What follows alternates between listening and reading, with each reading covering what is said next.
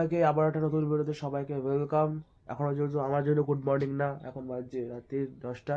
একেবারে একটা information video বা ইনফরমেটিভ, বা যারা পড়াশোনা করছো একটা ইনফরমেটিভ ভিডিও আমি করছি। তো বেসিক্যালি আজকের ভিডিওর টপিক হচ্ছে জেট স্ট্রিমের ব্যাপারে বা জেট বায়ুর ব্যাপারে। জেট স্ট্রিমটা কী সেই ব্যাপারে আমি বলবো। জেট স্ট্রিম হচ্ছে বেসিক্যালি একটা গতি প্রবাহিক সরল সংকীর্ণ আঁকাবাঁকা বায়ুপথ, যেটা দেখতে পাওয়া যায় কোথায়? ট্রপোস্ফিয়ারের ওপরে, অর্থাৎ ট্রপোপজের ওই জায়গাটায় দেখতে পাওয়া যায় মিনিমাম 16 কিলোমিটার, 9 থেকে 16 কিলোমিটারের মধ্যে ওপরে এরকম জায়গায় দেখতে পাওয়া যায়। আর এই যে জেট বায়ু কী করে তৈরি হলো, জেট বায়ুটা কী করে তৈরি হলো সেটা হচ্ছে বেসিক্যালি মেন কারণ হচ্ছে আমাদের কোরিওলিসিস এফেক্টের কারণে। কোরিওলিসিস এফেক্ট কি? আমাদের যে পৃথিবী ঘোরে সেটা কোন দিক দিয়ে ঘোরে? আমাদের পৃথিবী এরকম করে বেঁকে অ্যাঙ্গুলার মোশনে ঘোরে, 360 ডিগ্রি হেলে কোণে, অর্থাৎ ধরতে গেলে দক্ষিণ পশ্চিম থেকে উত্তর পূর্ব দিকে। তো পৃথিবী এরকম করে সার্কুলার মোশনে এরকম করে রোটেট করে। এই যে রোটেট করার সময় পৃথিবীর মধ্যে থেকে একটা অ্যাক্সিয়ালি একটা যে কি বলবো, একটা হিট করে ওপরে অ্যাক্সিসে, ঠিক আছে, বায়ু প্রবাহগুলো ওপরের দিকে এরকম করে কনস্ট্যান্ট এরকম করে রোটেট করতে থাকে। এই রোটেশনের ফলেই পৃথিবীর মধ্যে যে বায়ু চলাচল করে, এই চলাচলটা উপরে গিয়ে ট্রপোস্ফিয়ারের উপরে ট্রপোপজে গিয়ে ধাক্কা মারে। ট্রপোপজে ধাক্কা মারার কারণে একটা ওয়েভি একটা সংকীর্ণ পথ তৈরি হয়। এইটাকেই আমরা জেট স্ট্রিম বায়ু প্রবাহ বলি। এবার জেট স্ট্রিম বায়ু প্রবাহটা সবসময় এক সময় এক জায়গায় থাকে না, বিভিন্ন সময় বিভিন্ন জায়গায় থাকে। এটা হচ্ছে আমাদের সূর্যের যে অ্যাপারেন্ট মুভমেন্ট আছে, ঠিক আছে, সেইটার ওপর বেস করে জেট স্ট্রিমের বেল্ট চেঞ্জ হয়।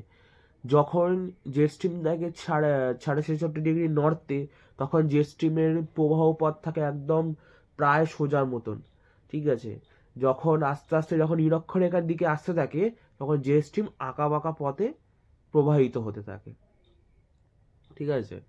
বেসিক্যালি ধরতে গেলে এবং এই যে অ্যাপারেন্ট মুভমেন্টটা হয়, মানে সূর্য কখনো কখনো থাকে 22শে ডিসেম্বর, মানে কখনো আমরা জানি 22শে জুলাই, 22শে মার্চ, 22শে সেপ্টেম্বর। এই যে থেকে থেকে যে সূর্যের যে এই যে চেঞ্জটা হচ্ছে, এই চেঞ্জের কারণে জেট স্ট্রিমের বিভিন্ন রকম চেঞ্জ হয়। এবং জেট স্ট্রিমের ফলে আমাদের ভারতে দক্ষিণ পশ্চিম মৌসুমি বায়ু ঢোকে। তারপরে এলিনো লা নিনা এফেক্ট এই জেট স্ট্রিমের কারণেই হয়। তো জেট স্ট্রিমটা একটা গুরুত্বপূর্ণ ভূমিকা পালন করে। আমাদের কোরিওলিসিস এফেক্ট আছে, মানে সূর্যের ঘূর্ণন গতিবেগ আছে বলেই জেট স্ট্রিম আছে। জেট স্ট্রিম আছে বলেই আমাদের পৃথিবীতে বিভিন্ন জায়গায় বৃষ্টিপাত হয়, এল নিনো লা নিনা এফেক্ট হয়, কোথাও খরা হয়, কোথাও বৃষ্টিপাত হয়, এই জেট স্ট্রিমের কারণেই। এই জেট স্ট্রিমের কারণেই হচ্ছে গিয়ে আমাদের পৃথিবীর মধ্যে আমাদের ভারতের মধ্যে বর্ষা ঢোকে, মনসুন ঢোকে, যাকে একসাথে মৌসুমি বায়ু, দক্ষিণ পশ্চিম মৌসুমি বায়ু। তো এই জেট স্ট্রিমটা অনেকটা গুরুত্বপূর্ণ ভূমিকা পালন করে। আর এই জেট স্ট্রিমটা তৈরি হওয়ার অনেক আগে থেকেই ছিল, বলতে গেলে যখন পৃথিবী রয়েছে তবে থেকেই জেট স্ট্রিমটা রয়েছে। কিন্তু হ্যাঁ, জেট স্ট্রিম কিন্তু আমাদের বিজ্ঞানীদের কাছে বা মানুষদের কাছে ধোঁয়াশায় ছিল। কীভাবে এটার আবিষ্কার হলো সেটা আমি বলছি। বেসিক্যালি ধরতে গেলে যখন হিরোশিমা নাগাসাকিতে যখন এই মানে বিস্ফোরণ হয়, তোমরা সবাই জানো Hiroshima Nagasaki bomb blast.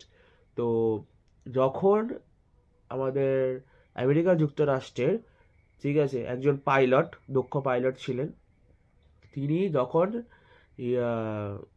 Hiroshima নাগাসাকির ওপরে যখন যখন টেক অফ হলো, ঠিক আছে, টেক অফ হওয়ার ইউনাইটেড স্টেটস থেকে টেক অফ হওয়ার পর হিরোশিমা নাগাসাকিতে বোম ফেলতে যাওয়ার পথে কি হয়, যেতে গিয়ে তিনি উচ্চ ট্রপোস্ফিয়ার একটা উচ্চ গতি সম্পন্ন একটা জোনে ফেসে যায়, যেটাই হচ্ছে জেট স্ট্রিম। তো তখনকার দিনে এতটা অত্যাধুনিক কোনো রকম এত ফাইটার জেটস ভালো ছিল না, ঠিক আছে। ফাইটার জেটস ভালো না থাকার কারণে সে কন্ট্রোল হারিয়ে ফেলে, তার রেডার সিস্টেম খারাপ হয়ে যায়, সিগন্যাল পায় না, কী হয় কোন দিকে যেতে হয় তার দিক নির্দেশ করতে পারে না। তো কোনো ক্রমে সেই ফাইটারের যে পাইলটটা ছিলেন তিনি খুব দক্ষ ছিলেন, ঠিক আছে। আমি এটা বলেছি তিনি ফ্যাট বয় নিয়ে উড়েছিলেন, ঠিক আছে। তো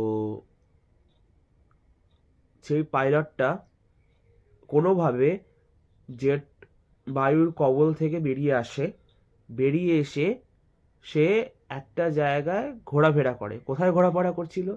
সে ঘোরাফেরা করে হচ্ছে গিয়ে আমেরিকা যুক্তরাষ্ট্রের মাথার ওপরে, ঠিক আছে। এবার কেন মাথার ওপরে ঘোরাফেরা করছিল? ও ভাবছিল কি, ও জেট বায়ু থেকে বেরিয়ে এসে ভাবছে হয়তো সে আর কি বলবো, মানে সে ভাবছে হয়তো হিরোশিমা নাগাসাকির ওপরেই আছে, কিন্তু আসলে তো সে হিরোশিমা নাগাসাকির ওপরে ছিল না, কারণ তার রেডার সিস্টেম খারাপ হয়ে গেছিল, তখনকার দিনে ছিল না, কম্পাস তার দিক নির্দেশ করতে পারছিল না, সেই জন্য সে ভাবছে ওটাই হিরোশিমা নাগাসাকি, কিন্তু আসলে সেটা ছিল না, সেটা ছিল আমেরিকা যুক্তরাষ্ট্র। তার ওপরেই বোম ফেলার জন্য এদিক ওদিক করছিল, এয়ারপোর্টের ওপরেই। এবার কোনো ক্রমে গ্রাউন্ড সার্ভিস যারা হয় তারা পাইলটের সাথে কমিউনিকেট করার চেষ্টা করে, দিয়ে পাইলটকে নামানো হয়, পাইলটকে নামিয়ে কী হয় জিজ্ঞাসাবাদ করা হয় কী হচ্ছে, সে এখানে কেন ঘুরছিল।